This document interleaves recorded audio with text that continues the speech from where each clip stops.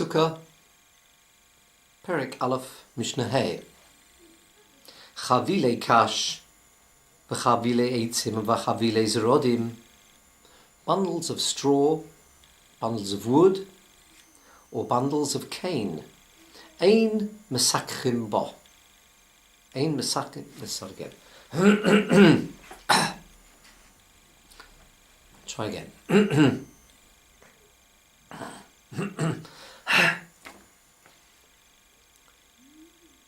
Sukkah, Perek Aleph, Mishnah.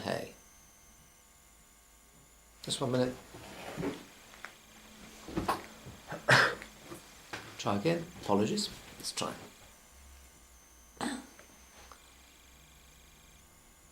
Sukkah, Perek Aleph, Mishnah. Chavile kash, bundles of straw. V'chavile eitzim, or bundles of wood.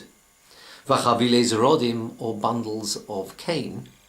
Ein mesakchim bohen. These items, as bundles, cannot be used for schach. Explains the Bartanura, they are forbidden to be used as schach kishahin kashurim, when they're bound together. Bundle of straw, for example. Continues the Bartanura, v'lo mipnei shehin pesulim, not because these items are actually possible for schach. After all, they grow from the ground, they've been cut from the ground. But sometimes, odom bo, someone may come, v'chavilosoi al kesefoi, and he'll have this bundle of wood, let's say, on his shoulder. He will place them on top of the sukkah to dry. Not for a sukkah, not for purposes of just, let's sail, for the shade, but just to dry. And the Torah said, we've mentioned this principle before, Chag ha-sukkos ta'aseh lecha. You must make a sukkah for shade as well, but you must make it. It has to happen directly rather than indirectly.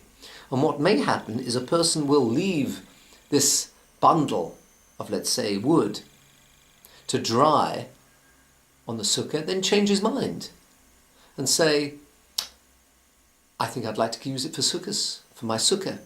And that would be forbidden because it was not placed there for shade, and therefore we do not allow this person to use, even though he wants to place this bundle of wood for schach, for tzeil, for shade, because they are tied together. A person may make a mistake, and sometime they may use a bundle for drying purposes and just change their mind, and that will not be good enough because it was not placed on the sukkah for shade. However, the kulon, all these items that were mentioned, the straw, wood, the cane, shehitiron kasheros, if they are untied, because they were actually placed for shade, for the sukkah, and it's only because we are scared that a person may place them on another occasion just for drying purposes and then change his mind.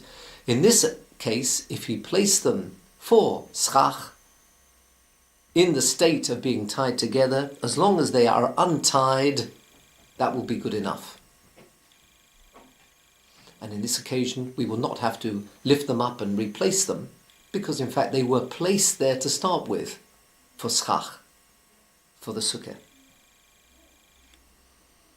Concludes the Mishnah, v'chulon kasheros litfonos. All these items that we mentioned in previous Mishnayos that were possible for schach, and we mentioned 4 various rules. One of them was if it's connected to the ground. One, if it's from an item which doesn't grow from the ground. If it's an item that can become tomei, or this Mishnah, if it's bound together. All these items, whilst they're possible for schach, nevertheless they would all be kosher for the walls of a sukkah. Explains the Bartanura, because the word used in the Torah, Chag HaSukkos or Sukkah, the word Sukkah linked to the word schach. And the implication there is that the word Sukkah, schach, all these halachas that we learnt, where the schach was possible, this would only apply to the schach, but not to the walls.